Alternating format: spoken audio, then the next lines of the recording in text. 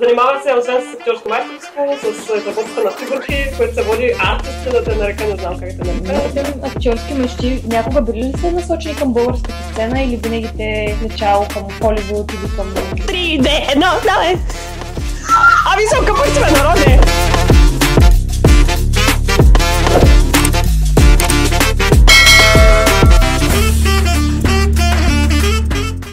Модерни технологии, да аз не разбирам. Тук снимаме. Добре, че 5 часа по-късно. 5 часа по-късно, най-после сме готови. Да започваме с въпросите. И нашия първи гост, който вече Здравейте, приятели. 5 часа по-късно. Ами, добре. Здравей, Велизарио. Добър ден. Много сме благодарни, че си при нас на подкаст. Нашия първи гост, Велизар Николов. Нека ти кажа всичките имена. Най-готиното представяне, това ни е първият гост. Имаш тази чест да си в нашия подкаст, да си нашия първи гост. Така че имаше най-хубавото интро направи за него. Най-хубавото интро за Велизарио. Към коя камера да гледам? Към никоя може. Към никоя. Към мен. Към моята. Ами представенето за Велизарио, това е Велизар Николов, актьор на първо място, който се занимава с 1500 работи едновременно, изключително активен и буден. Занимава се освен с актьорско майсторство, с разработката на фигурки, което се води артист, да те нарека, не знам как те нарека.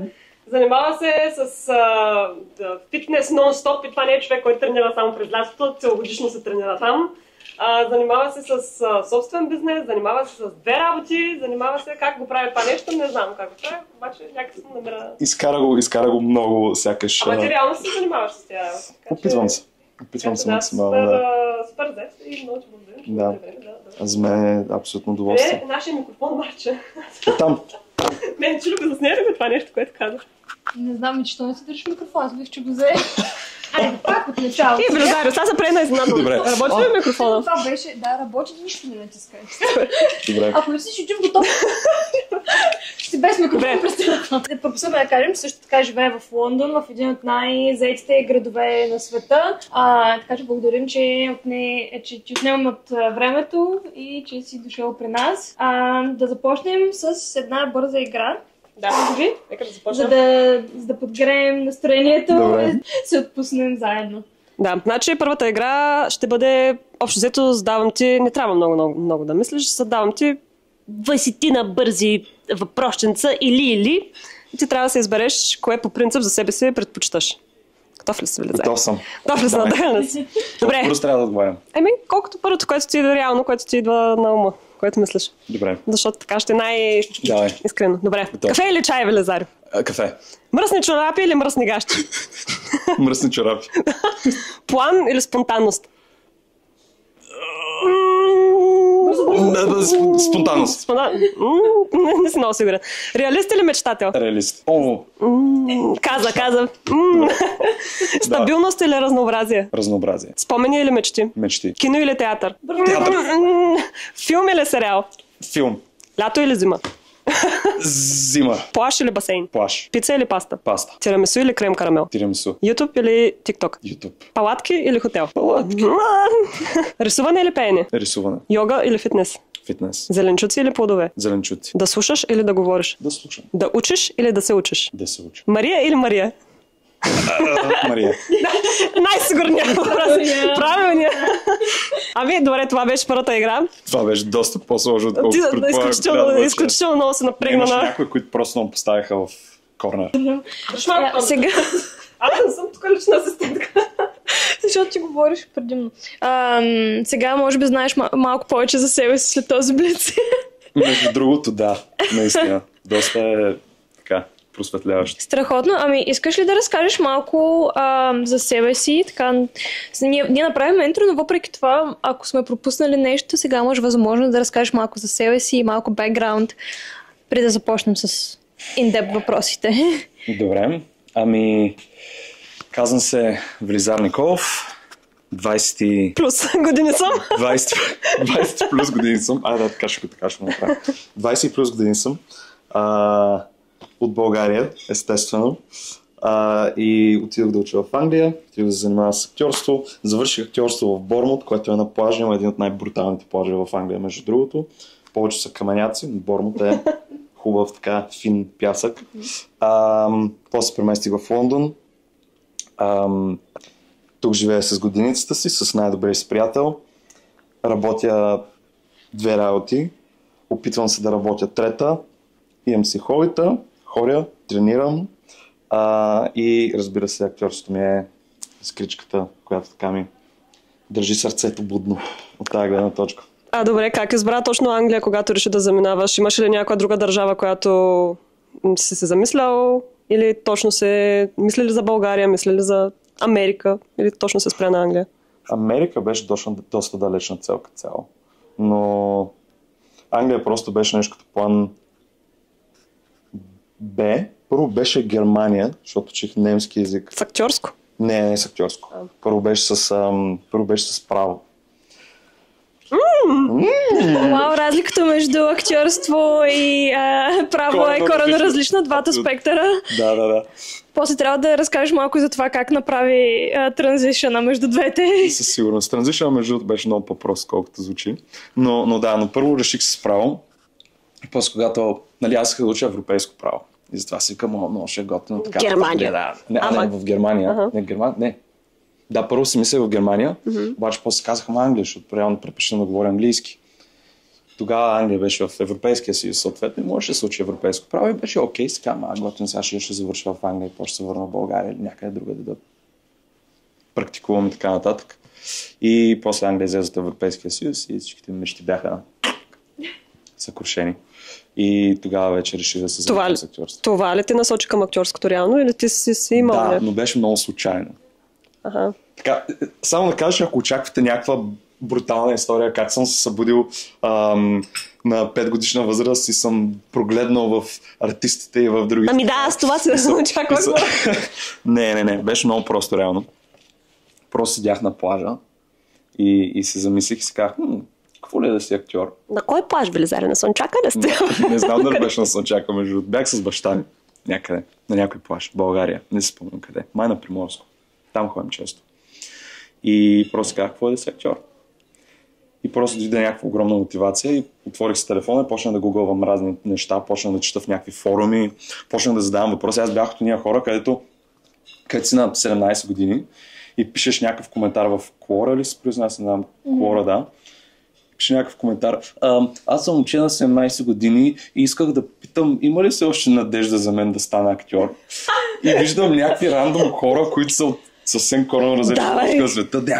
Да, сега ти момента, прави грешки, отива и занимава се и на мен това ми даде супер много хъс и мотивация. И после знаех за Форин и за студията на Форин. И си казах, ще се пусна. И като отидох там на актьорско при Форин, Христофор Нетков. Така. Да, ако само да кажем, че Христофор Нетков има студия в Стара Загора за младежка академия за актьорско майсторство, не знам как да е, сцена 99. Да, само да исках да направя едно така въведение. Да. И там реално просто като отидох, като минахме упражненията, като минахме някакви сцени, етюди и така нататък и си казах, това е най-забавното нещо, което съм правил. Тогава разбрах, че това е твоето. Тогава разбрах, че просто това е нещо, с което искам да се занимавам, защото... Тогава ли заряза плановете за право? Да. Даже ги зарязах още в момента, в който някой случайен човек ми отговори в Quora. Давай, ти си човека. Занимавай се, да. Извинявай, аз имам въпрос вече, но пропуснахме да обясним. Марчо, обясни какво са тия неща. Да, ние сме напълно забравихме за това, но сме подготвили 2 напитки, които сме избрали. Всяка една от нас избра по една напитка. Аз съм ти подготвила... Той трябваше да познае кое е. Опа! Аз съм ти подготвила нещо, което ти трябва да разбереш какво е. Добре. И общо взето трябва да познаеш какво ти е взела. Това е. Само да вметна, че не знам това дали са алкохолни или не алкохолни напитки. Ако са алкохолни, от доста време не съм пил в доста рано. Така че... Часът Виж, е... днеска Виждали са на тя камери? знам, Както се казва в България, ракиено време. Ракиено. Да. Ами... Едното е Mulled Wine. Да. Така, това е от Мария. Mulled Wine. И Познавам! това е... Полагам това от Мария Мария. също. И това е Irish Coffee. Супер, мале. От коя Мария е? Добре, не знам, виж, ще стрелям насляпо, не съм много сигурен, но мисля, че това е от Мария. Това е от Мария също. Да, така. Поздравя. Чудесно се справи. Леко марчето Благодаря. се издаде, като каза, ей, това съм ти. Но както и да е, да речем. За мен ще изглеждат брутално, между другото. Това има даже вътре някакви... Има протокалче и това не знам какво е. Но изглежда Има билчица. най-различни спайси вътре, такива коледни Перфектно. правки. Много яко. А това какво беше? Irish Coffee. Irish Coffee. Има ли уиски вътре? Еми да. Ще те убия. Ще те убия. Решихме, че така че с всичкото това кафе ще почнеш да бягаш на място, така че алкохол може би ще те отпусне. Сега ли трябва? Сега ли да се спина? Не, както си, когато си. Когато си искам, мога когато си искам. Време на... Ще дегустирам Irish Coffee, между другото, просто защото ми е мерак. Може ли? По една Ако би си поръчал всяка- едно от двете, кое би си поръчал в заведението? Без да ги опитам сега или... По принцип, ако си в заведението, ако си в заведение. Ще си взема сигурно... Мода. Мода. Седем. Да, съжалявам. Ето, че аз те познавам по-добре. Така излизам. О, вау. Ще пробвам Irish Coffee, защото изглежда много добре. Добре, между другото. и аз ще да те задам въпрос преди да прекъснем с това. Как реагираха вашите, когато... Харесва ли? Чакай да приключим темата. Добре. Това е тогава да. Ще настръхна. Чакай, като не е много лошо. имаше страничен разговор, може да го питаш отново, извинявай, нещо мълчи. Добре. Но то вече не изглежда изобщо опитано. Не е толкова гадно, Велизарио. Чакай малко секунда. Добре.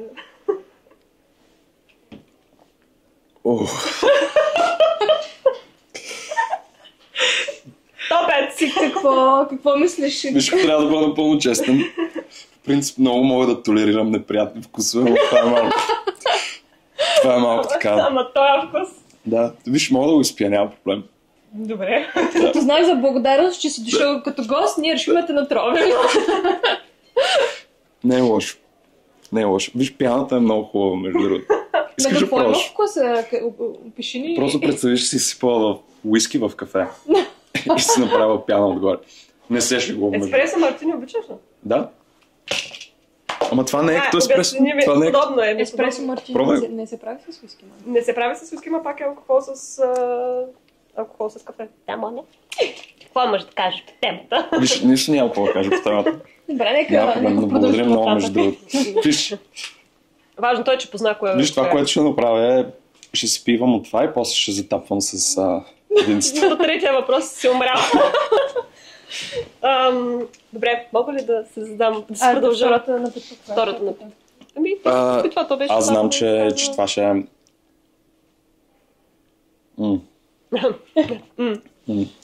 О, Това е повече по твоята палета. Първата реакция. Не, вижте, забавно е, защото реално пия почти всякакъв алкохол.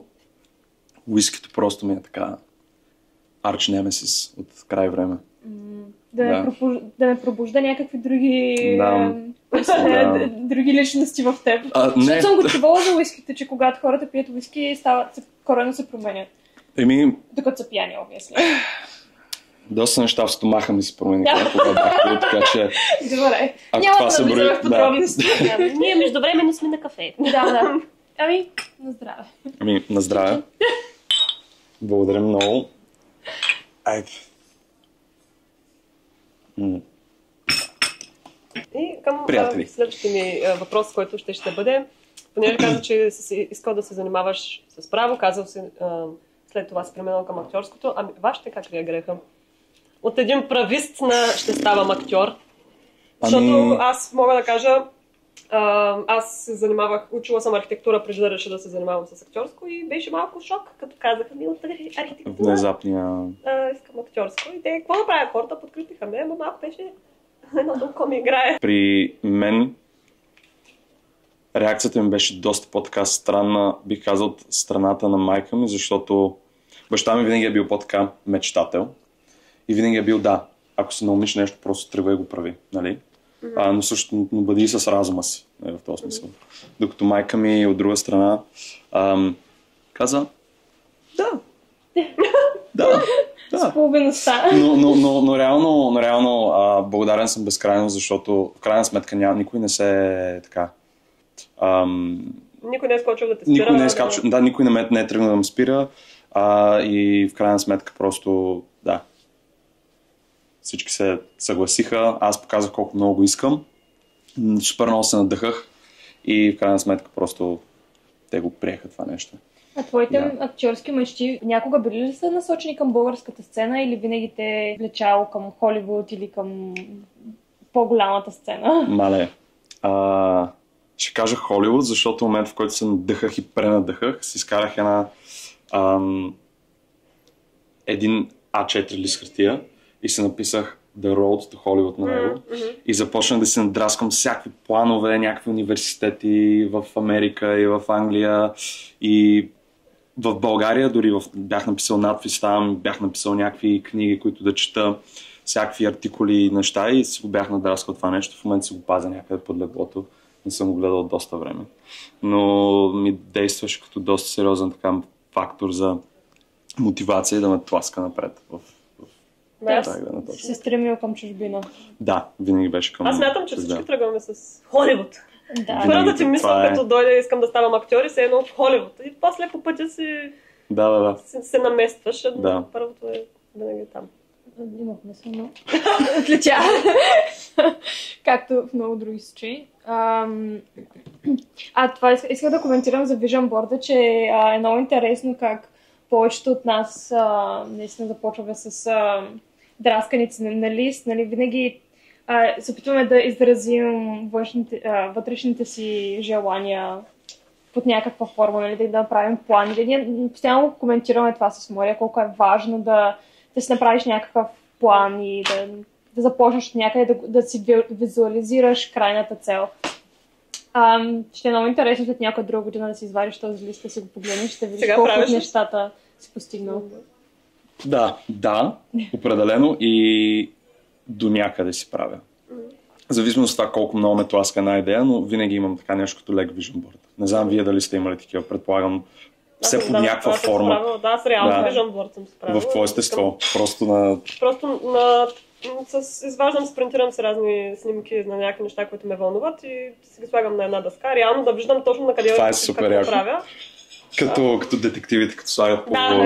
и свързват всички неща навсякъде. Правила съм, да, със сигурност. Аз си правя детални планове за цялата година на 31 декември или на 1 януари, първата седмица на януари. Винаги си правя план за годината и после започвам да си го разбивам на месеци, на седмици и всеки ден, като стана си правя план за деня. Така че аз съм голям фен на деталните планове и на Vision Board. Да.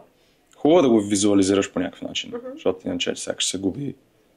Сякаш е само мечта, пак това ти е пътя да го виждаш, че съм тръгнал. Абсолютно. Ами, добре. И как? Добре, избра вече къде ще учиш, избра Англия. Какво стана? Как дойде, как замина? Със самолет. Със самолет, да. Не си плувал? Не съм плувал. Обмисля го, но не бях сигурен. Имаше ли познати, когато идваше, замина ли с някого или сам? Бях... Реално, голямата ми братовчетка много ми помогна с това, защото тя беше вече в Англия. И реално тя беше общо взето източник на информация. За това какъв е живота горе-долу, коренно различни индустрии и сфери сме, но... Тя с какво се занимава? Тя мисля, че учеше бизнес и икономика.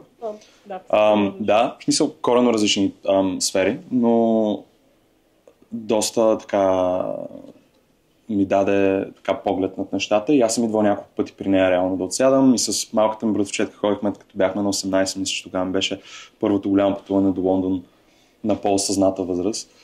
И да, тя беше доста така движещ механизъм в цялата тази схема. Но реално заминахме после с моя най-добър приятел и с моята годеница, която тогава не ми беше годеница.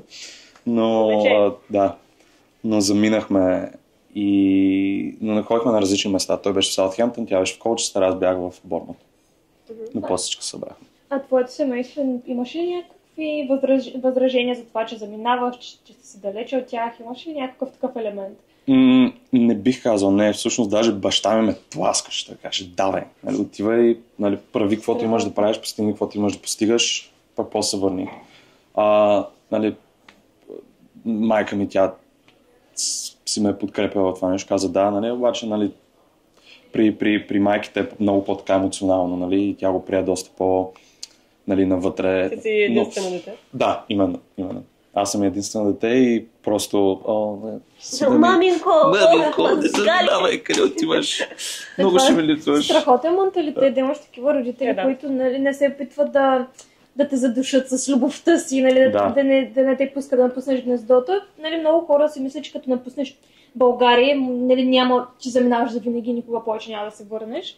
Нали, то си е част от експириенса, излизаш, още си млад, учиш се и, нали, в някакъв момент винаги може да се върнеш, нали, винаги това се приема като края на света. Заминаваш и ти вече си се загубил. Да. Така е, наистина. Не знам при вас как е било, нали, но... Края на света. Края на света беше, да. Реално все едно няма да се върнем повече. Така, от двете страни смятам, поне при мен се прие. Да, беше голяма драма. Не, всъщност, може би не голяма драма за майка ми и баща ми, но определено така extended family, с баби, дядовци бяха доста драматични. Наистина. Да, така е. В крайна сметка, нали, Англия на колко? 3 часа със самолет. Реално е много по-близо, отколкото изглежда. Живеем доста глобализиран свят, така че да отскочиш едното от другото не е чак толкова голям проблем. Реално да стигнеш до Варна, може би от София до Варна, няма доста повече. С влак. С влак? Да. Там и аз стигнеш, я не. Да. Добре, каква беше, дойде в Англия, каква беше първата ти работа, спомняш ли си, какви бяха... Помниш ли колко пари взе, първия път като взе пари, колко пари взе от първата ти работа? Не мога да ти кажа, защото бях деливър доставчик. Не мога да ти кажа колко пари взимах, защото колкото доставиш толкова. Бях първа година в университета и даже тогава приятелката ми, годиницата ми, беше дошла на гости от Колчестър и бяхме в Борнмут заедно. И едната вечер почна да вали навън и аз бях букнал да работя и беше се едно заминавам на война. Честно, в смисъл. Добре, аз отивам сега и обличам деливър якито. Той е такова светлоотразително. Виждали сте ги? Слагам качулката и да плющи навънка дъжда и аз с мазното колелце тръгвам и то скърцат там шайби реално. Тръгваш. Просто в дъжда доставаш и мисля, че даваха... Ще излъжа, но какво? Ако валеше, особено мисля, че даваха тогава... Преди определено беше по-доходоносно да работиш за деливър в началото, когато те първо навлезна, да. Но сега има доста хора, които се занимават с това. Но ти си бил предприемач още от малък, защото да си деливър от доставчик и си self-employed. Реално, да. Така че си имал наченки още от първите си моменти в Англия. Да, беше тегавичко, защото с университета беше малко така микс, но скарам се. Мале, носех цигари от България в Англия и ги продавах на колегите от университета. Честно ви кажа, продавах се като топъл хляб. Това е, да, предприемач, аз ти казвам. Да. И как мина цялостно първата ти година? Как мина? Защото аз имам за моята първа година сякаш много ярък спомен за тая година. Много такава...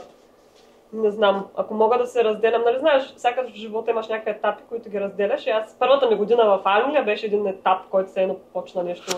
И ярък спомен в хубав или в лош смисъл? И в двете. Нещо, което ти е направило впечатление позитивно и пък може би негативно. Честно ви кажа, някои моменти са ми доста бледи. Това мен много ме притеснява между другото, защото сега пораствам и осъзнавам как някакви неща не си ги спомням изобщо и ми става супер тъпо. Защото си викам, аз след 20-30 години, аз какво ще си спомням? В Англия ли съм? Къде В Англия ли съм? Къде се намирам? Да, даже знам коя държава съм, в кой град съм. И да, но ама беше хубава първа година, беше малко трудно да се интегрирам, защото нали, го има това началния културния шок. И другото, което е, че той е в резултат на културния шок, но нали, ти като чужденец трябва малко така ти да се адаптираш и да се вмъкнеш нали, в английска реч, в английски теми и така нататък. И знаете, че хората израстват по коренно различен начин и има много по-малко неща, за които да релейтваш. И трябва някакси да се... беше най-трудно? Това ми беше много тегаво, наистина. Според теб в началото, когато първа си правил приятелство, беше ли че по-трудно да се сприятелиш с англичани или с чужденци, предимно с българи или дружеш и каква ти беше средата? Беше основно английска среда. Даже бих казал, че понеже годиницата ми тогава не беше с мен и приятелен беше в Саутхемптън, реално не познавах българи там. И бих казал, че даже не би го нарекал нож с две остриета, според мен е много полезно да си чужденец, да отидеш и да си само в английска среда, защото буквално те бута извън зоната на комфорт. И аз бях просто притиснат от това да създавам отношения с тия хора, защото иначе нямаш приятели и то е доста тъпо да нямаш приятели като цяло. И оттам просто се адаптирах и бих казал, че да ти отговоря на въпроса, беше ми доста трудно. Но мисля, че полека-лека почваш да навлизаш в така. Виждаш хората за какво си говорят и... Музичка ни пуснаха. Точно щях да вайбам. Да, топец малко Крисмас. Малко асансьорска музика, малко е така. Но това беше доста голям фактор. И въпреки трудностите, мисля, че почнах да успявам да се напасвам. Аз съм доста социален човек, не се притеснявам да говоря с хора. И тогава, като си в Англия, отиваш супер надъхан. Скажеш, да, сега ще направя това и ще постигна онова и всъщност това нещо доста тласка да комуникираш с хора. Така че, да. Поддържаш ли още контакт с приятелите, които имаш в университета? Някои, да. Някои са ми много близки. Нали? Тоест си успял да се задеш ява среда. Да. Това беше... Аз съм много... Голям съм късметлия, наистина. Не знам нали, колко голяма част това е от неща, които аз съм направил и също така средата, в която съм попаднал, но определено съм късметлия. Чувствам се като късметлия. На нас това ни беше темата на предния подкаст. Дали има такова нещо като късмет или просто ти сам си създаваш късмета. Да. Сега отново дали е било късмет, че си попаднал в такава среда или просто ти си избрал такава среда те е привлякла заради качествата, които ти имаш. Нали? Много е дълбока тема. Абсолютно е. При вас как беше горе-долу адаптирането и това тия начала? Защото първата, втората седмица за мен беше голям шок. За мен цялата година беше шок. Добре, да. За мен все още е шок. Още е шок. Марчи? За мен, аз се питам такъв въпрос, защото примерно на мен много ме направи впечатление. Аз заминах мисля, че бях го казала, с мой приятел. В Англия. Заминахме двамата, 2-3 дена бяхме на хотел и си търсихме квартира. Драмата при нас беше с квартирата, че за 2-3 дена трябваше да си намерим квартира. Намерихме я там 300 зора, при което квартирата беше супер мръсна, просто нямахме избор, а трябваше вече някъде. Квартирата беше културния шок, която една такава студентска квартира е супер идва чистачка веднъж в седмицата и е супер неподдържана, естествено никой не му дреме за тая къща.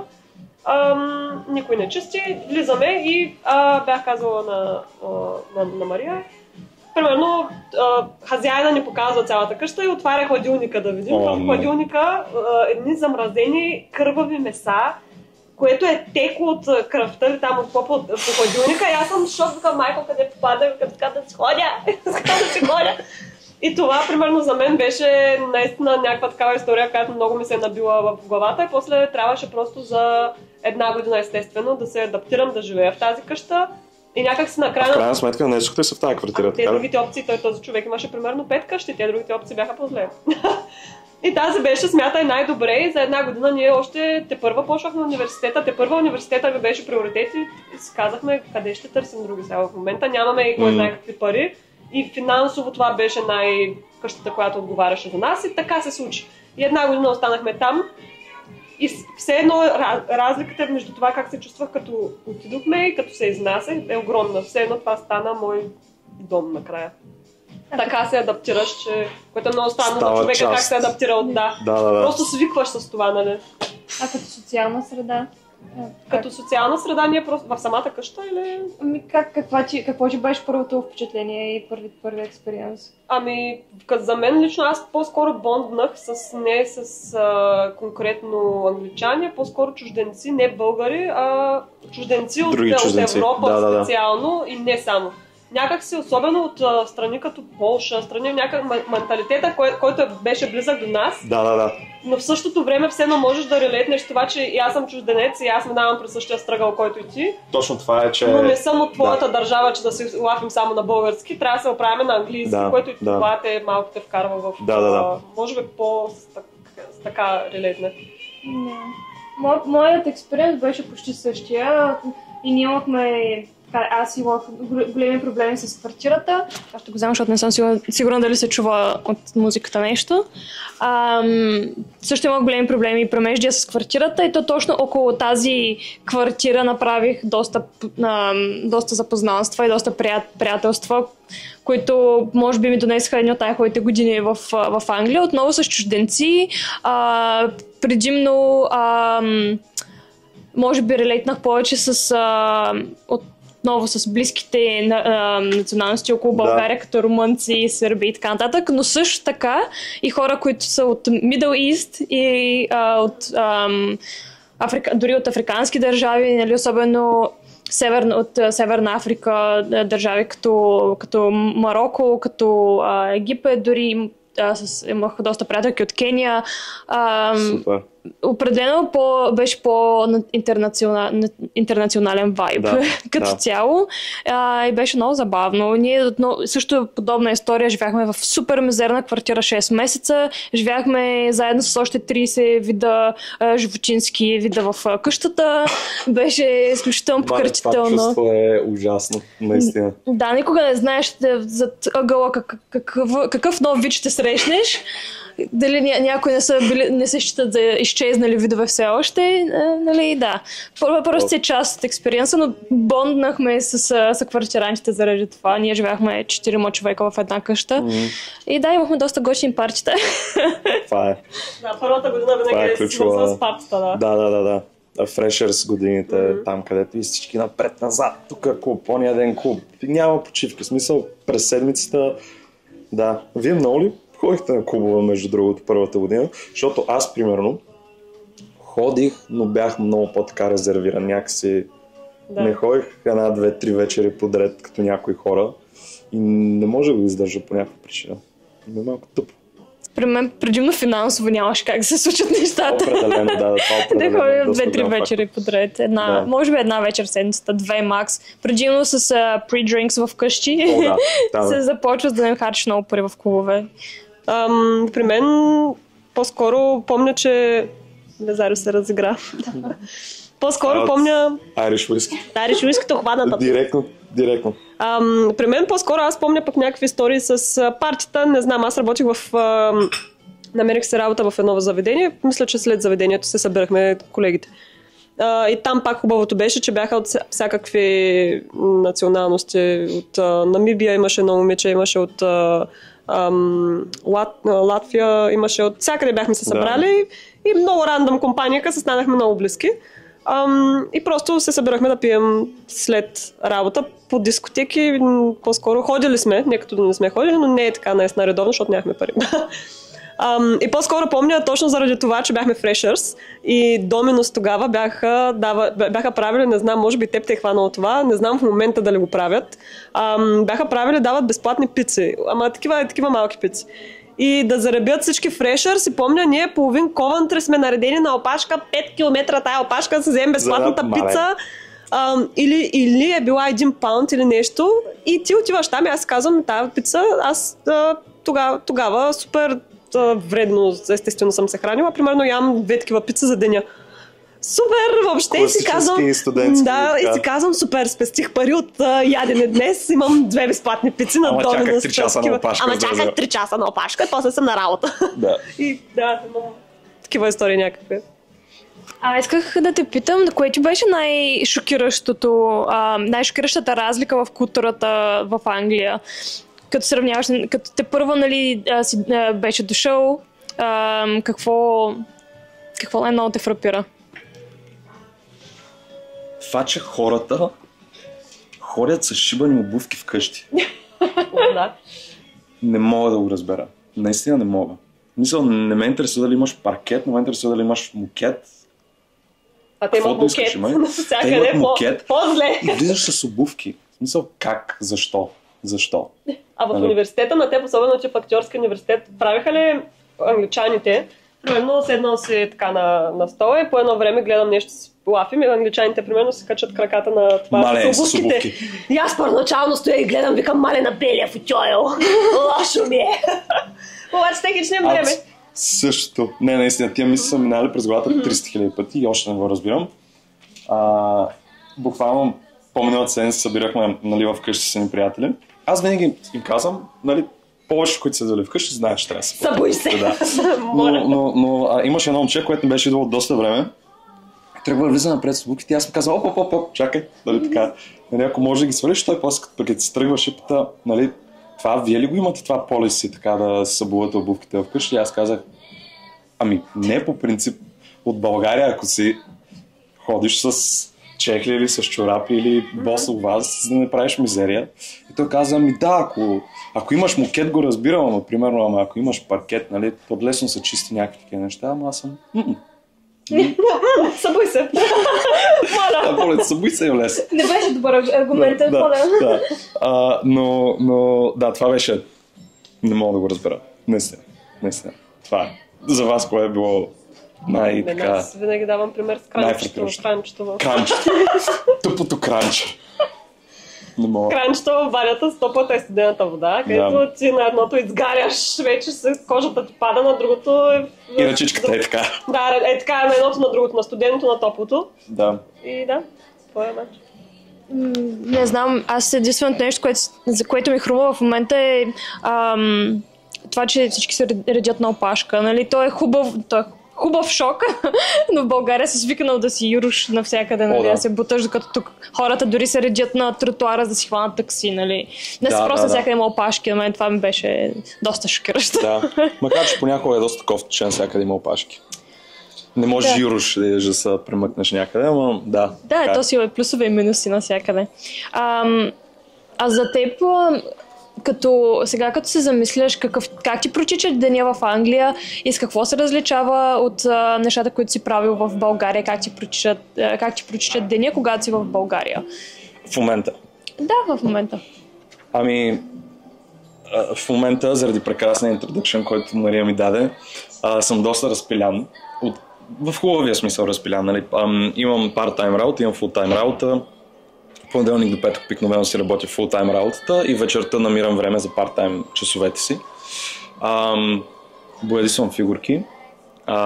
Имам 3D принтер вкъщи и от време на време правя поръчки за клиенти. Т.е. те ми поръчват фигурка, аз или я принтирам и я боядисвам, или те ми пращат готова фигурка и аз я боядисвам. И общо взето това се вмъква почти в един ден. Ако мога да вмъкна и фитнес, това ще е чудесно. Не винаги остава време.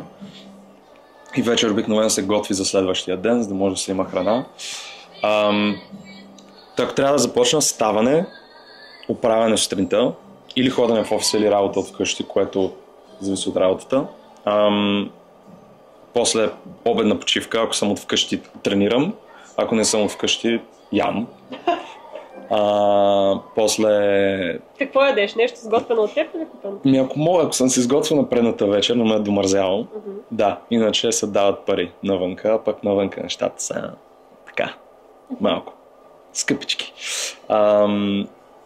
И прибирам се, отделям няколко часа за парттайм работата и под няколко не много, защото вечерта не е дълга. Боядисвам там фигурка малко, приказвам се с моята годиница, с моя приятел, лягаме и спим. Repeat. И така до уикенда, докато няма някакви готини планове с приятели или няма други ангажименти, които са изникнали от някъде. Да, така някой да те покани на подкаст. Да, така някой да ме подкани на подкаст. И да, общо взето това е. Докато в България е много по... Не знам вие дали го имате същото чувство, но аз обожавам да се прибирам в България, но по коренно различни причини, от които, примерно, в Англия. Обичам да се прибирам в Англия по други причини и обичам да се прибирам в България по други причини. Тоест те не се припокриват, ако това има смисъл. И в България, като се прибера, ми е много по-лежерно. Много бих казал, че съм по-непродуктивен, защото асоциирам вече България с почивка. Ваканция, да. Да, нали, време с приятели, с семейство, с близки и просто това е момент за отдих. И да, общо взето. Ще да питам, как намираш време за social life в Англия? При положение, че си толкова зает. Ами, просто имам календари, се вмъквам всичко в календари и се го планирам предварително, защото вече преди не го правих и беше много по-хаотично, но мисля, че просто човек като правиш неща по цял ден, няма как да живееш без календар. Просто защото някой ще викне някъде и ти тук кажеш да, и после след една седмица ще разбереш, че всъщност трябва да правиш нещо коренно различно и не можеш да намериш време. Така че начин, по който намирам време за социален живот е точно през това планиране. Просто като някой предложи нещо, аз казвам да, супер, дай да се разберем за дата, която двамата ми е удобно. Adult life, определено. Adult life. Знаеш, че се порасна, когато почнеш да си водиш записки с всичките неща, които трябва да свършиш. Да. И в Лондон в смисъл, Лондон е, както казват, another beast изцяло. Просто защото транспорта е, колкото и да е удобен, е супер дълъг. Нали, знаете как е. Просто за да се видиш с приятели, трябва да пътуваш до другия край на Лондон и обратно. И общо взето означава, че да се видиш за 2 часа с някой или 3 часа с някой, трябва да отделиш час и половина-2 за пътуване. Общо, не на посока. А къде ти е по-социално? В България или в Англия? Кажи си.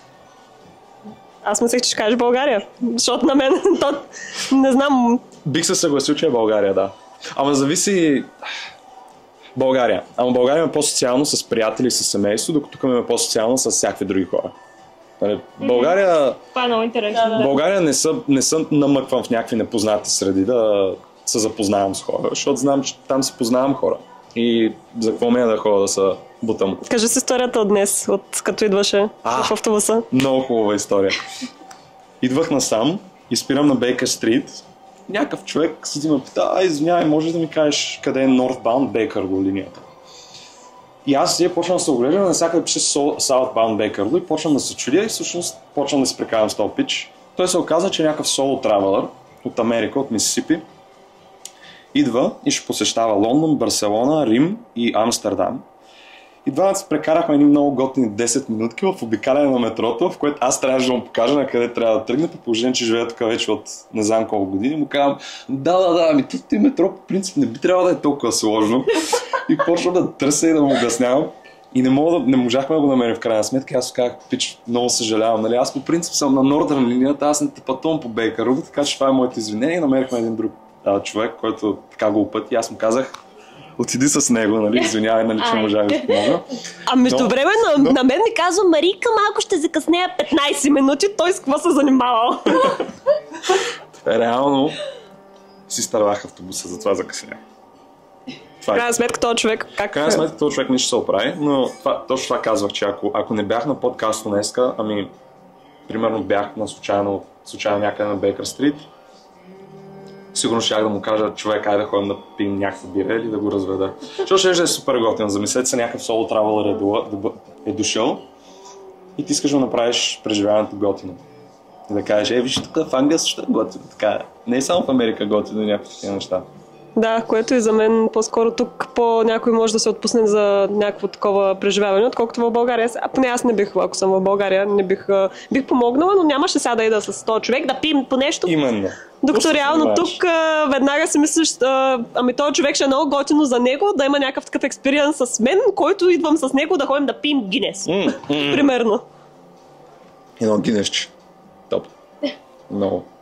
По принцип, да, със сигурност, нали, тук имаш много повече възможности да се запознаеш с хора. Нали, други аспект е, че нали, може да не се чувстваш толкова сейф, особено ако си жена, да се заговориш с някой, да кажеш, да ходим да пием по Гинес, защото най-вероятно ще се счете за някакъв друг сигнал. Да, Да. Виж сега, ако са броус и нали, ти му предложиш да отидете да пиете кобира, е по-друго. Така е. Така че, напълно разбираемо. Има го и този аспект. Има го. Напълно. Разкажи малко повече за бизнеса с фигурки, как започна, как реши да започнеш общо взето? Още не бих казал, че е бизнес, ама се изкарват там парички от него. Айде, добре. Но просто аз съм голям фен на D&D. Предполагам се запознати с концепцията на Dungeons and Dragons. Запознай ни. Да кажем, че не сме. Разкажи ни какво значи Dungeons and Dragons. Не сме, запознай. Обичам да запознавам хората така. На български Тъмници и дракони много известен така фикшънъл, така фантастичен свят, който започва от ранните 80-те години в Америка. И общо взето за мен е уникален storytelling experience. Сядаш на маса с хора и един човек навигира играта. Той разказва историята, а другите просто предприемат избори в тази история, които я движат напред. Ти кой си? Аз съм The Dungeon Master. Аз съм този, който им казва конците се едно. А моите играчи са други хора, които са адаптирали определени персонажи, създаваш там герой. И това е просто страшно социална игра. Ако се използват за правилните причини и енергията ти се адресира по правилен начин, просто може да е уникален social experience, уникален начин да се сближиш с хора. Буквално просто е много магическо за мен. И оттам, понеже в тази игра, там като стават някакви битки, с малки фигурки може да репрезентираш, като на шах, представи си шах. Шаха имаш фигурки, за да можеш да репрезентираш къде е позицията на съответната пионка на полето. Фигурките в D&D работят по същия начин. Те не са там да се играеш като 5-годишни детенци вкъщи самички, така, ти ги поставяш на полето и те са ти като маркъри. Тоест ти знаеш коя фигурка къде се намира в пространството, за да знаеш какви действия да предприемеш. И супер много се запалих и казах, искам фигурки. И си купих някакви фигурки и почнах да пляскам някакви боички по тях. И всъщност беше много пристрастително. Наистина много. Защото като я боядисаш, после казваш, защото тя се превърна от някаква грозна си във фигурка в нещо, което все едно съм вдъхнал в живота. И после купих 3D принтер, защото се запалих да са по-детайлни, да са по-хубави. Купих си още повече бои и то се превърна в един money dump, в който просто вкараш в една кофа пари, за да ти става по-добро хобито, по-приятно, да ти е нови чекчици, нова буичка, много това, много това. В крайна сметка вече се превърна в нещо, което просто правя, защото ми доставя огромно удоволствие. То ми е като escape. А колко време ти отнема да направиш, да речем, някоя малка фигурка?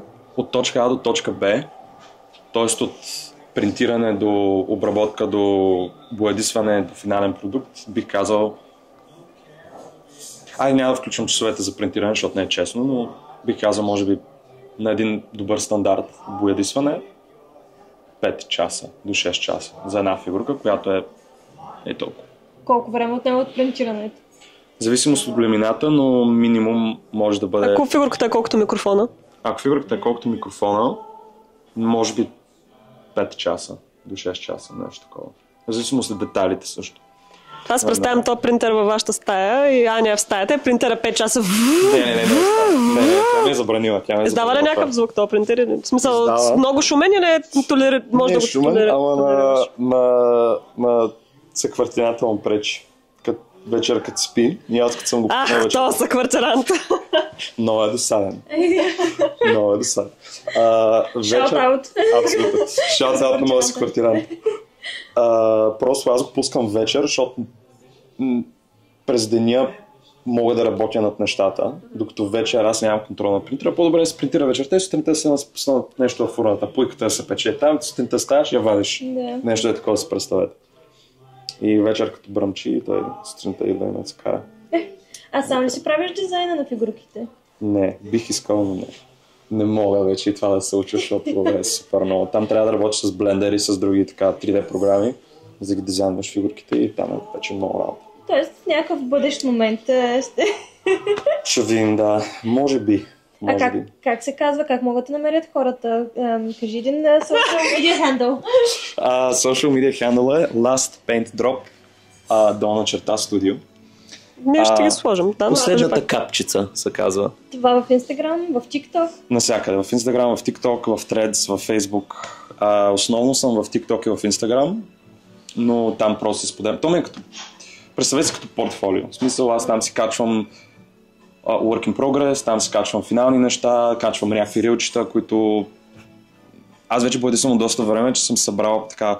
Бих казал, че имам някакви фундаментални познания за цветова теория, за как работят цветовете заедно, техники и така нататък, и бих искал да споделя това с хората. И затова под формата на някакви рилчета на TikTok си правят туториалс и така нататък, които могат. Добре, ти каза, че ти отнема там колко време ти отнема да изработиш фигурката. Добре, колко време ти отнемаш за социал медиа и за това да промотираш цялото нещо? Доста.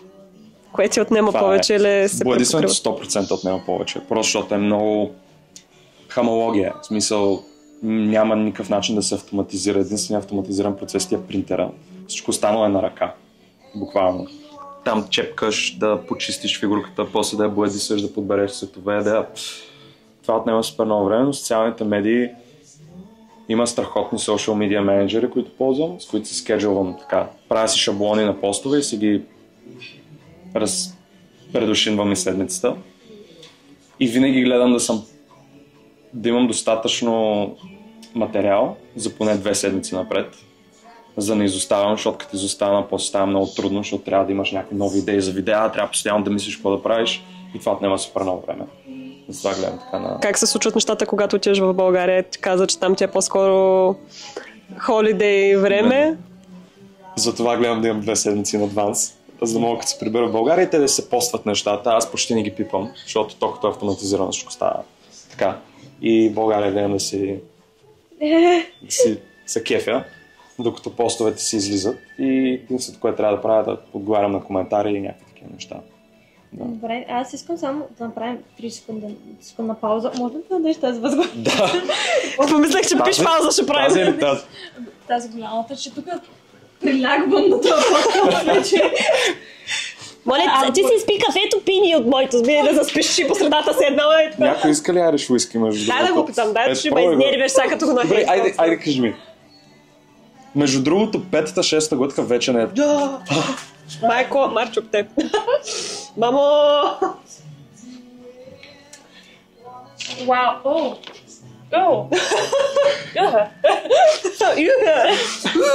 Това е уиски с 3 капки кафе вътре. Абсолютно.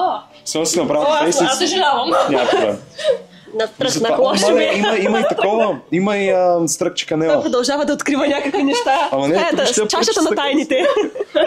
Чашата. Наистина има супер много неща. Много е приятен. И това, което ми харесва, че не е прекалено сладък. Примерно, ако купите Молдвайн от Сенсбър или от Теско или от тия така... Пълен с захар. Да. Айде пак. Той е пълния с захар, ми харесва повече. По-сладкия ми. Но да, Молдвайна на Марчето е топ 5 сравнение с моето. Тоест аз спечелих и тази игра. Искам да кажа, тя 10 подкаста на Молдвайн пие, те че това не са брои. Тя се оби да пие Молдвайн. Ако някой има въпроси за Молдвайн, аз съм среща. То подкаст аз се обих да пия брекфасти. Вече взе да ме... Това си говорихме предния подкаст, мен взе да ме харесва това брекфасти, защото аз обих да го пия. Значи по принцип на подкаста Мари ще бяга на място, защото те е толкова бъзинг от толкова кофеин в себе си. Пък аз ми залягва. Да.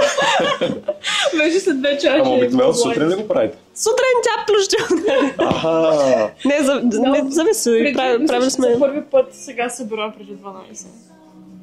Да, по обяд, имаме едно вечерно видео, събрахме и видяхме, че вечерните малко е пълно навсякъде, много се говори на фона и да. Експериментираме сутрин, обед, вечер. Сутрин, обед, вечер. Да. Доста добре. Искам да се върнем към темата за актьорското майсторство, тъй като малко така само зачекнахме темата, но на мен е любопитно да разбера повече за това какво се случва с... Благодаря на моята поставка. Искам да разбера повече за процеса. Успял ли си да букнеш някакви роли? Може ли да те видим някъде? Разкажи ни за процеса. Имаш ли менеджер? Разкажи ни всичко. От начало, ако може. Подробности. Дефинирай от начало. Добре, като дойде за първи път, как започна да си търсиш работа? Какъв беше първият елемент, който трябваше да напаснеш на пъзела? В университета моя беше такъв артс университет, което беше най-хубавото нещо, което може да поискам, защото работихме с много други курсове, които също са артс. Примерно, ние бяхме така актинг курса, но имахме мейкъп, имахме график дизайн, имахме филм and TV. И много от хората, които бяха примерно в филм and TV курса, търсеха актьори за проектите им. В същото време търсеха и мейкъп артисти. И така ставаше едно голямо така взаимстване от всички курсове. И аз се бутах супер много по всякакви шорт филмс. И общо взето, не бих казал, че бях нахален, просто като излезе някъде прослушване, просто казвам да, искам да се пусна. И те много лесно да взимат в университета, защото те просто търсят актьор, те не търсят Хю Грант или нещо такова. И ако трябва да бъда честен, някои от тия късометражки, които правих, бяха бая така неприятни за гледане. Ето няма как да не минеш през това. Да. Някои от тях просто съм ги заровил в архивите и много рядко така ги поглеждам, защото ме е страх. Даже има хора, които просто не знаят, че тия филми съществуват, освен мен. И сега всички, които гледат, започват да ровят с интернет. Дано не се случва това нещо, защото много ме е срам. Но това всичко беше така learning curve. Но беше супер полезно, защото ми даде много опит. Научих доста неща така за снимане, пред камера също. И общо взето имаше много така, както казах, взаимстване, което беше супер полезно. После, нали, така, имахме представления третата година, които играхме. Свършиха тия представления, така, завършихме и почнах да си търся агент. Имаше една, така агентка, която доста, то е така практика, тя взима... Хонора? Това забравих. Взима актьори, да, беше коренно различно нещо, което не знам. Взима актьори, които са прясно завършили, за да им подпомогне да ги вкара в индустрията. Тоест тя винаги се оглежда така за университети, които граджуейтват и си дава данни така. И всъщност аз бях при нея първо. Беше готино, нали, беше така да опипаш почвата, да видиш как са нещата, но някои неща не се получавах толкова добре, не ми харесваха така кастинг и работи. Тогава не знаех това колко зависи от мен и колко зависи от нея. Не бях толкова добре запознат. Намерих си друг агент. Там пак вървяха нещата до една степен. Но въпросът е, че то като мине известно време и почваш да намираш някакви патърни в кастингите, на които те пускат, в зависимост от това те дали имат програми, които позволяват да го виждаш това или да не го виждаш. И след година и половина пак реших да сменя агента, да пробвам някой друг. Тогава случиха много така странни работи, тогава получих всъщност много За мен това беше страхотна, нали, роля, малка, но беше страхотно, защото за първ път бях на живо на голяма продукция. Каква беше тя?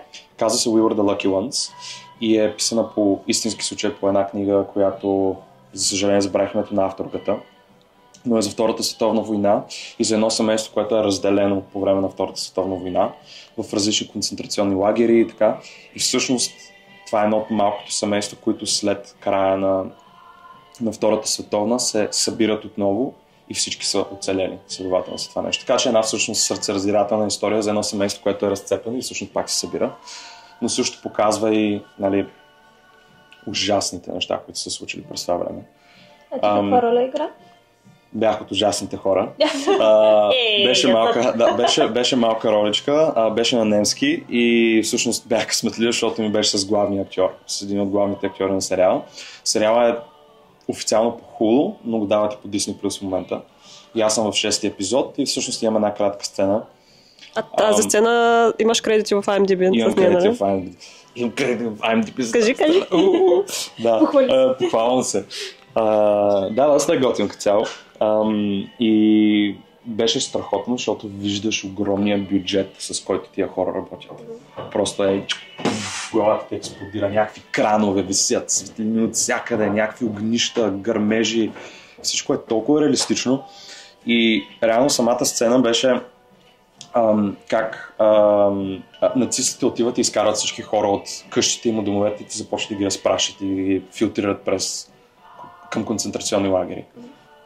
И отиваш и ти стъпваш на сета и сета е направен толкова реалистичен, ти газиш в някаква као, някакви локви от кръв, човек, ти стъпваш в тях и ти си в костюма и всичко момент, в който стъпваш в локвите, просто виждаш как плиска настрани кръвта, всичко е супер реалистично на докосване. Даже почти на миризма беше едно такова много така трипи. И ти го усещаш това нещо и влизаш много във филма. Наистина влизаш. Особено, нали, ако си актьор и искаш да си влезеш в героя, виждаш колко много тия неща ти помагат. Човека бяхте на сет? Много. Самата сцена имаше над 100 души. Защото имаше, нали, актьорите, имаше и екстри, така, статисти, които трябваше да са хората, които ги взимат. И ти ги блъскаш и ги юркаш и им крещиш и такова, и то една тълпа минава през теб. И много влизаш така в роля и беше много готино. Какъв беше процесът, за да те вземат за тази роля? Разкажи малко. Самия аудишън, как мина? Няма да предположиш колко глупав беше процесът. Защо беше глупав? Защото аз бях на тур. На тур в Англия играхме Красавицата и звяра за детски театър, пантомима. Това е такъв стил на театър, който в България го нямаме. Но играхме и прибирам се вечерта от 3 представления. Скапан съм, потен съм, миризлив съм. Карал съм се да си пера там на сраните гащи в пералнята за вечерта и получавам имейл от агента си, който ми каза: получил си прослушване за еди каква си роля, нали, пак може да го пратиш до утре сутринта. Аз сутринта в 5 часа трябва да ставам да играя представление. Имам някакви 3 часа, в които трябва да заснема това нещо в някаква случайна стаечка там, където бяхме отсядали. И го снимам и го пращам. Той ми казва: супер. И го праща. И аз това го отписвам. В смисъл, аз изобщо не го казах с това, как да го взема това нещо, при положение, че съм скапан целия ден и имам 2 часа 3 да го заснема този селфтейп. И прибирам се от тура. Точно ми свършва тура последния ден, минава една седмица и агентът ми пише и каза: нали искате да дойдеш да играеш тази роля? И аз съм: какво? Как? Защо? Нали? И ми каза, че е на немски, макар че прослушването ми беше на английски, което за мен беше малко много притеснително. Малко много притеснително. Ти каза, че си учил немски преди това. Да, ама не го бях практикувал от много време. Но е някакъв плюс, поне не е като човек, който изобщо немски не е... Да. Цялата роля беше на немски. Да, но те не бяха много реплики. Бяха 3-4 реплики, нещо такова. Колегата ми беше немец, така че той много ми помогна с това. Така с произношение и тия неща. И общо за така взех. Беше много рандом. Мисля, последното нещо, което чакаш. Да, понякога, когато нещата са си писани за теб, ти си ги взимаш без да понякога не си. Да. Тук темите от предния подкаст късмета, като срещна подготовката. Да, така е. И има нещо, защо? Аз пак смятам, че точно ти казваш, че си бил супер разморен и някакъв вече там убит от живота, готов за следващото нещо, ами те точно това на война, какъв да си. Представяш ли си? Супер одушевен, супер... Смятам, че доста си е паснал всъщност. Твоя тогава, ти как си бил твоето състояние с това, което се търси в ролята? Бях бая... Убит. Много убит, да бях. Реално беше много... Самият тур беше много тегъв експириенс като цяло. В какви градове бяхте? Не мога да ти кажа много. Да. Ходихме в училища и всяко училище, примерно по-големите места, мисля, че покрай Лондон играхме в 3-4 училища, но повечето места са някакви затънтени местенца из цяла Англия. Ходихме даже в Уелс и в Шотландия ходихме и с един ван ходиш и мъкнеш целия сет. Абсолютно целия сет. И имаш да играеш примерно 2 или 3 представления, отиваш сутринта, ставаш в 5 часа, качвате се на вана, натоварвате костюми, работи. Отиваш в училището, имаш 1 час и половина да сглобиш целия мизансцен, да се сложиш костюма, да приготвите оборудването, да започнете да изиграете представления, после разтоварвате, разглобявате, товарите във вана, пътувате към следващото училище и пак. Реално беше много, много тегаво. А тази работа чрез агент ли я намери отново или сам? Да. А колко трудно е да си намериш агент? Това е малко така сива зона. Ако може да дадеш съвет на някой, който си мечтае да бъде актьор в Лондон, какъв съвет би дал, за да си намери агент? Смело да се свързва с всеки, с когото може. Защото винаги от някъде ще захапе някой и да има какво да покаже на този човек. Дали ще е монолог, дали ще шоурил сглобен вече, дали ще е някакво портфолио, дори в полуготова форма е важно да има какво да покажеш. Не можеш просто да отидеш и ти да очакваш човека от среща да каже, о да, аз ще му дам на този човек шанс, при положение, че с нищо не може да се докаже. Шоурил винаги е хубаво да имаш. Това е за мен, може би, един от най-важните аспекти, защото това е най-добрият начин да си покажеш умения. Платформата за Англия е Spotlight. Spotlight. Да. Най-популярното нещо е Spotlight. И няма агент, който да работи без Spotlight. На Spotlight има една страница, където са всички агенции. Всички регистрирани агенции тук в Англия. И буквално почваш тос. Редиш първа, втора, трета, четвърта, пета, шеста страница и пращаш имейли на тези, които... Хубаво е да се целиш, няма нищо общо това да се целиш на високо, ама трябва човек да бъде и реалист. Когато нямаш някакви много кредити и много така, шансовете някоя по-такава голяма известна агенция да обърне внимание, мисля, че просто не са толкова големи. И макар, че и аз бих си запазвал тези агенции, когато имам някакъв коз в ръкава, примерно. Ако имам нещо сериозно, което искам да покажа, да кажа, ето вижте. Но иначе просто пращаш имейли, пращаш ги към шоурил, ако може да ги поканиш на някое твое представление, на нещо ги каниш. Ако някой дойде, ще дойде, ако не дойде... Приятелите са там. Да, давай ти си. И общо взето, да, това е най-големият съвет, който мога да дам. Другото е да е смел човек и да просто не се притеснява да създава тия контакти, защото нетворкинга е много голяма част от това, което правиш. Трудно е, защото не винаги се занимава. Последното нещо, което понякога да се занимава, да ходиш да се опитваш да убеждаваш някой, че ставаш за нещо. Абсолютно, наистина. Защото поставете се на мястото на... Представете си някой иска да дойде при вас и той да докаже, че той заслужава вашето внимание. И тя е много тънка граница, да не си нахален и в същото време да искаш да покажеш, защото все пак искаш да се занимаваш с това, обаче Абсолютно. не искаш прекалено много да натискаш, защото няма пак да стане, ако натискаш прекалено много. Ама и не трябва да бездействаш, защото пак няма кой да те види, ако бездействаш. Да. Да. Има ли тип роли, които смяташ, че повече ти се отдават или смяташ ли, че си тайпкастнат в повечето случаи, защото примерно имаш лек акцент или поради някакви други причини?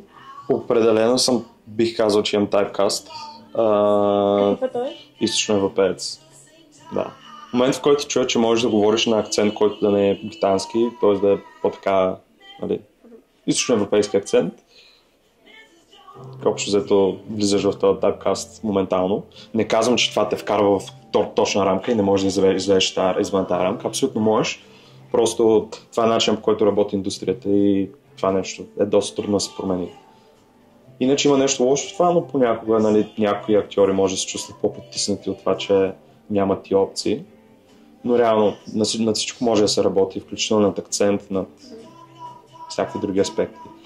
И да се излезе от този тайпкаст. Така. На теб как ти влияе това? Ти стараш ли се да излезеш от този тайпкаст? Да, в университета много се борех за това нещо и това беше акцент.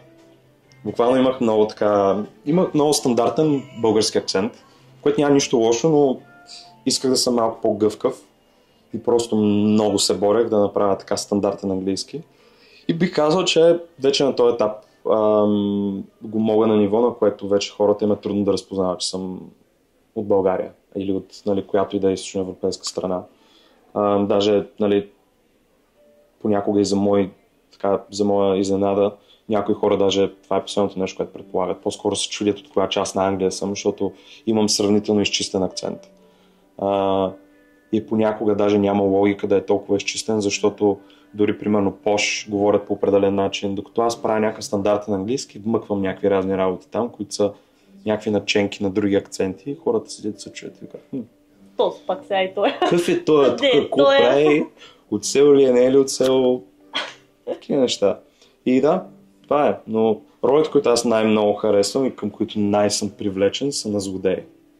Обаче не на злодей, просто е така да си злодей. Да си злодей с причина, защото всеки злодей има някакъв мотив. За да станеш някакъв, винаги има нещо, което те движи отвътре. И за мен това са най-добре написаните персонажи. И във всеки един филм винаги ще крещя за злодея. А коя е ролята, от която по-скоро я приемаш за предизвикателство тогава? Има ли нещо такова или... Със сигурност. Много ми е трудно да кажа нещо специфично. Имаш ли любими жанрове? О, да. Трилър, драма. Микс между драма и екшън, обаче когато екшънът не е доминантен, нали, да не е Джеймс Бонд филм или нещо. Що бягаш от комедийката, Велизарио? Не бягам от комедийката. Чакай, чакай да стигна до комедийката. Обожавам комедия, но я предпочитам в театър, отколкото я предпочитам в кино. Според мен при театъра имам по-така силен ефект. Да. Много по-естествена и натурална. И там можеш да играеш с публиката и когато играеш с публиката, това е най-бруталното нещо, което можеш да преживееш. На Красавицата и звяра, макар че публиката ни беше деца, цялото беше пантомима, беше пълна комедия. Абсолютен хаос и стават някакви такива глупави работи, които просто си гледаш и кажеш... почваш да играеш с тях. И това е най-якото. Това е най-якото. В кино е много по-така различно и не знам дали в кино бих се отдал толкова на комедията, колкото бих се отдал в театър. Добре, ти си много многопластов, така да се каже, и с много неща се занимаваш. Каква е следващата стъпка за теб? Какво виждаш в бъдещето на Велизар? Близкото бъдеще. И далечно. Това е въпрос, който се боря всеки ден. Определено не е лесен въпрос, да. Да. С един мой приятел направихме късометражен филм, който чакаме сега да излезе и се надявам това да даде следващата стъпка напред. Много се надявам. Много вярвам в проекта и знам, че вие ще го видите също, защото ще бъде онлайн и също така ще организираме скрининг. Ще го има ли в YouTube? Не знам още всъщност, не сме взели това решение. В този епизод, като излезне, ако е вашия филм излезнал, ние ще го качваме. Как се казва късометражният филм? Burnt to Black. Така се казва. Бързо резюме на историята? Много е сложно. Филма не е сложен. Трудно ми е да направя резюмето. Бих казал за разделението между двама братя, които не са братя по кръв, а са братя по душа. И това нещо, което ги свързва, е боя. Те имат тези отношения, които имат, защото намират ги в физическото така насилие един между той, те се бият. Те като Fight Club. Ако сте гледали Fight Club и нали знаете как там има душата, там е всичко. Просто отиват, смилат се и после продължават живота си нормално, сякаш нищо не се е случило и просто носят раните на уюмруците, някой избит зъб, нещо такова. И това е нещото и всъщност филма късометражна припокрива момента, в който това разделение се случва и психическата и физическата битка между двамата да върнат нещата по-старому. Единият се опитва да избяга от него, другият се опитва да го върне в това нещо.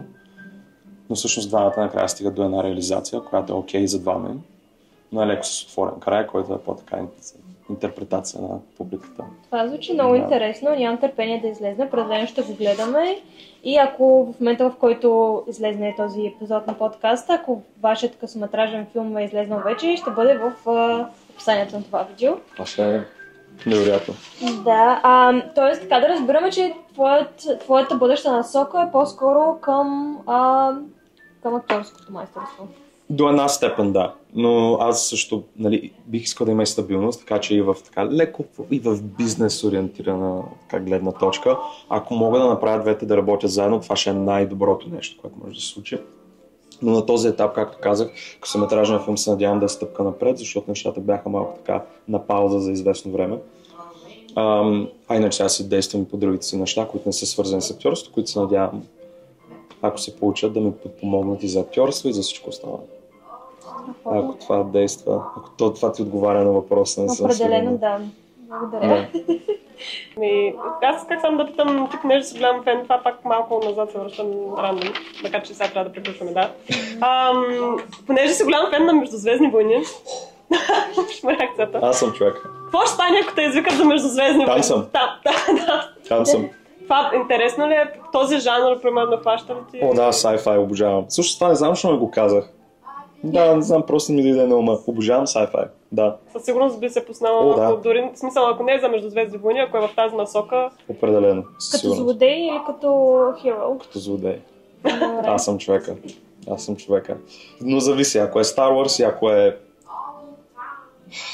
ако ми разваля така представата за Star Wars, т.е. ако не е така добре написано и ако не е по канон и нещата, защото те малко така доста се отдръпнаха от нормалния Star Wars, има някои неща, които изобщо не харесвам. Макар и често да ви кажа, пак бих се... Пак не ми дрием, ще идат. Ще идат. Да. Добре, да те питам, тъй като нашия подкаст е предимно около темата за разликата между чужбина, живота в чужбина и в България. Ти мислиш ли, че някога би се върнал в България? Мислил ли си за връщане, за двойно гражданство, за живота и в България, в чужбина? Какви са ти плановете? Двойно гражданство със сигурност. Вече си взехме settled статуса, което означава, че там, не знам, след 12 месеца нещо такова може да кандидатстваме за гражданство. Няма да депортират. Няма да Две думи. Точно така. С две думи общо взето. Да, никой няма да ме гони в момента, никой няма да ме закача, докато не си вземе гражданство. Но все пак искаш да се вземеш. Искам, да. Реално за мен това е доста така логическо решение, защото Англия е извън Междузвездния съюз. Междузвездна държава. Англия е извън Европейския съюз и просто е една допълнителна... Пак си бил вече 7-8 години тук. Да. Просто е коз в ръката ти, който имаш. Да. Може да пътуваш между страни, които обикновено така има по-така ограничения. Бих се върнал в България, със сигурност. Да. Аз много се обичам България. Тук съм доста време, ама любовта към родината има ли нещо в пътя ти, което би променил от момента, в който замина в Англия? Би ли променил нещо, което се е случило? Нещо, което ти си направил? Не, защото аз винаги вярвам, че без значение какво му се случва на човек, се случва с причина и всички тези неща, които са му се случили, са го изградили, са го превърнали в това, което е. И освен ако този човек по никакъв начин не се опитва да ги подобрява тия неща, тогава вече вината е по-скоро в него, а не толкова в нещата, които са се случили. И всичко те гради. И реално, макар че има някакви неща, избори, които съм правил, които сега примерно не бих ги направил, това не означава, че ако се върна пак назад във времето, пак не бих ги повторил. Тоест бих направил същия избор, за да стигна до момента, в който съм в момента. Това е страхотно мислене. Поздравления определено за всичко, което си постигнал до сега. Минал си през доста неща, доста перипети. Минал си през доста перипети и си стигнал доста далеч. Поздравления за всичко, което си постигнал. Благодаря много. И да, мисля, че това е долу-горе. Следно, коя ти е любимата българска манджа? Кажи. Празвата манджа. Празвата. Я ли сте празва манджа? Да, английска имаш ли любима? Да, съгласна съм. Английска любима имаш ли? Май имам. Sunday Roast, кажи. Не е Sunday Roast. Не. И сега... Имам много неща английски. Айде, ще кажа English Breakfast. Просто много ме харесва. Просто мисля, че е доста добра комбинация, доста хубави продуктчета. Плюс всичко в начин и става много вкусно. Добре. Горе-долу това беше подкаста. Имаме сега една бърза игричка. Да, последно те измъчваме и да си ходим. Преди да си тръгнал, последно имаме една бърза игра за теб.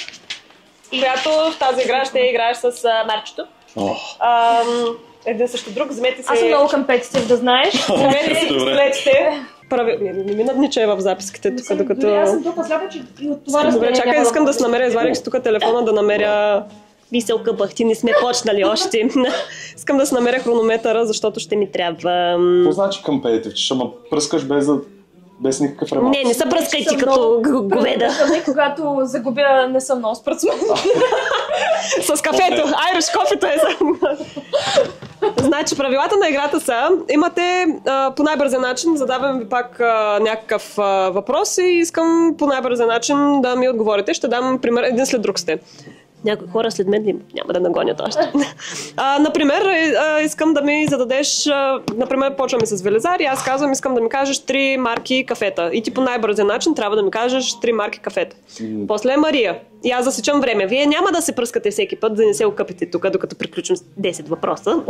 Аз ще смятаме общото ви време и накрая загубилете. Естествено, пръска другия. Нещо неясно има ли, Мария, че гледам ти по-бъркано от Велизар гледаш? Кажи, ще ти обясня. Объркана по природа. По най-бързия начин, ако отговориш за 200, супер за теб, защото после Мария, ако отговори за 2 минути, най-вероятно накрая тя ще е тази, която с общото време, ако всеки път се бави. Мале, не питай. И сте един след друг, естествено въпросите ви ще са различни, защото сега ако те питам 3 марки кафета, тя Мария ще има време да мисли докато ти отговаряш и после тя ще го отговори за 3 секунди. Така че подобни са ви категориите, но са различни въпроси. Разбирам. Добре. Само искам да си наместя и стопвотча и ще застана Марчи, не така. Down, boy, down. Кой ще почва пръв? Добре, готов ли си? Да. 3 предмета, без които не можеш. Боички, четки и фигурки. 3 държави, в които би живял. Италия, България, Швейцария. Добре. 3 филма, които последно гледа. Get Out, Жокера 2, Аркейн, сезон 1. 3 любими цвята. Сигнално зелено, червено, виолетово. Сигнално зелено, много специфичен брат. 3 неща, които си харесваш най-много. Какво? 3 неща, които си харесваш най-много. На кого? На себе си? Да.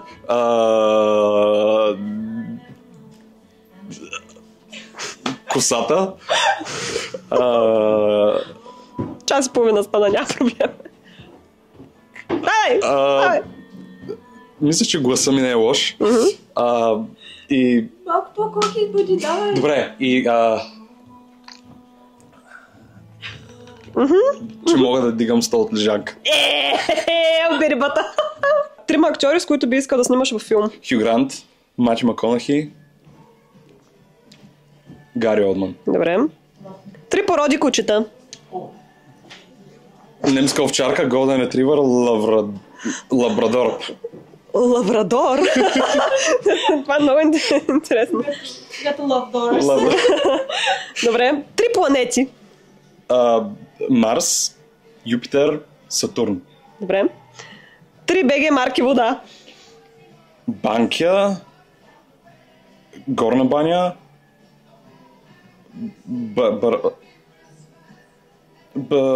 оная, дете в... Банкя, Горна баня, хора. Някоя си. Девин. Марч, какво става там? Кепришата къпим днеска. Майко мила. Така, и последен въпрос. 3 десерта. Тирамису. Морковена торта. Добре. И суфле. Така, добре, снимаме те скриншот правено от твоето време.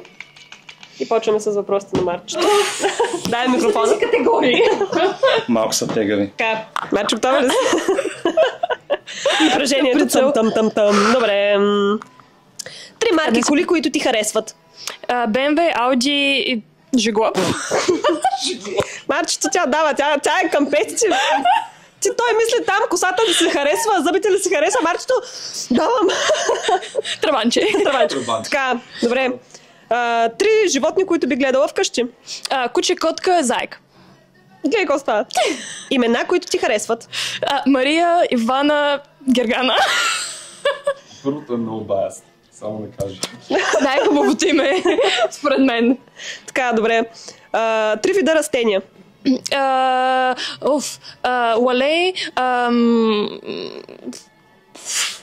Лалей, Бенджамин, кукиче. Вие сте много... Какво се случва? Вие в един отбор ли играете? Да върнеш жеста. Добре. Добре, Марче. 3 неща от характера, които най-много си харесваш. Това, че съм честна. Това, че съм закъснявам. Имам друго мнение. Не знам. Това, че не знам. Харесвам политика. Добре. Тази част на характера просто е много се харесва. Да. Добре. Много се чета за отговор. Добре. И следващия въпрос е 3 певци, които би извикала в подкаста. Eminem, Дрейк, Доктор Дрей. Ни за Холивуд са цели мяката. Още викам Пешо, Сашо и Ганчо там. Еминем. Искаш ли да говоря пак с български имена? Не, да, аз искам да се целиш високо. Не искам да ме лъжеш, искам истината. Еминем, другия път е там на дивана. Така, добре, 3 бранда. Лаваца. BMW и Баленсиага. И Траванчи. Траванче. Да. Добре. Жигули си моята кола. Продължаваме нататък. 3 UK града. Бирмингъм, Бристъл, Рединг. Добре. 3 БГ ястия. Мусака, Таратор, Баница. Марче тук вече отговаря. И 3 празника. Коледа, Великден и Богородица. Така, другари. Мамка, Кой смятате, че спечели в тази игра? Мисля, че нямаш шанс просто. Тя скромна. Кое си харесваш най-много от характера? Скромността. това трябваше да кажа. Скромна съм. С време от 1 минута... Единия е 1 минута 38 секунди, победителя е 1 минута и 1 секунда. Кой кого смятате, че 37 секунди разлика? И загубенякът. Какъв въпрос, човек? Да, аз между другото това... Те вече се знаят обаче кой е. Да кажем загубения е Велизарио. Така че... Позволявам се с двата е така. Давай. Мисля, че бях малко нечестна, тъй като на някои от въпросите, като това, кое харесвам най-много в характера си, казах просто рандом неща, което че закъсняваме на нещо, което не харесвам. Да, Велизарио игра много коректно тази игра, Марчето игра много според мен. Да, така че смятам, че е справедливо и двамата да се пръскаме. Добре. Айде, Юкапет. То пък и ни спортсмени са паднаха днеска. Това е наистина много справедливо. Добре, само да махнем техниката. Ако са обедените срещу мен, направо ще попремърча играта. Къде се пръскаме? Не полицай. Или просто го пази. Виж, мен може да пръскаш къде искаш, може по лицето. Да, той днеска беше... Някъде да изглеждам като напикавам много. Той днеска ме пита, Марика, да си прави ли косата, защото ще ме пръскат или много? Добре, брой 3 и в чалото. Добре. Няма да пръскам по лицето. 3, 2, 1, давай! Ами се окъпахте, бе, народе! Мисля, че Марчето... Браво. Браво на вас! Много яка игра, много ми харесва аз да я водя да ни играем. Другия път, мисля, че избера други като... Не! Защо аз съм напиканата сега? Любими професори в НАСА. Любими лауреати. Няма да играя. Аз мисля да я водя тази рубрика всеки път аз. Ами добре, ето ти микрофона. Ами това е Велизарио, много ти благодарим. Имаме една изненада последно за теб и накрая трябва да зададеш един въпрос към следващия гост, който не знаеш кой той е. Всъщност задай си въпрос, давай. Задай някакъв въпрос, какъвто искаш на следващия гост и после да изненада. Може ли да си помисля, така че ти задай първо това въпрос? Добре, нямам въпрос. Значи нямаш въпрос. Марчето ще асистира. Аз също имам малко изненада за вас. Да. Чай, двете! Моля! Ние зачекнахме, отгоре зачекнахме тая тема и мислехме какво ще вземе. Искахме много само да кажа, Марч, приема да дадеш. Много искахме, понеже на всеки подкаст, нали знаеш как се дават, примерно, тук моята книга, да ти промотирам, понеже ние нямаме какво да промотираме, нямаме такива работи, искахме нещо много индивидуално за човека. И преценихме, че това много на теб ти приляга, надяваме се да ти хареса. Много благодаря. Сега ли да го отворя? Да, отвори си го да си го видиш. Да, благодаря. Но се надявам да нямаш такова. Да нямаш нещо такова. Показвам. Да. Показвам. Това е... ще кажам Дарт Вейдърско. Това е Люк Скайуокър. Това не е Дарт Вейдър. Само да знаеш. Това е Люк Скайуокър. Марк Хамил, дами и господа. Много ви благодаря. Наистина много ви благодаря. Благодарим, че ни беше първият гост. За мен беше удоволствие. Това беше много забавно.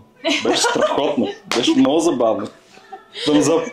Сега искам аз да ви дам нещо, което лично е, понеже говорихме за 3D фигурките, просто... забравих. Говорихме за 3D фигурите и това и просто реших да ви дам малко като толкова. Нарисувал ли си ни? Не съм рисувал това фигурка, защото беше малко лейт нотпис и отнемат много време, но реших да ви донеса по една златна монета, която аз съм направил. Не знам, защо си ги държа в жоба, мисля, че така е по-удачно. Мисля, че всяка една от вас може да получи една като малко токенче, да си ги задържите. И ако отидете някъде, някой, който приема фалшиви пари, може да ги използвате. Няма да го даваме, да покажем по-близо на всички камерки.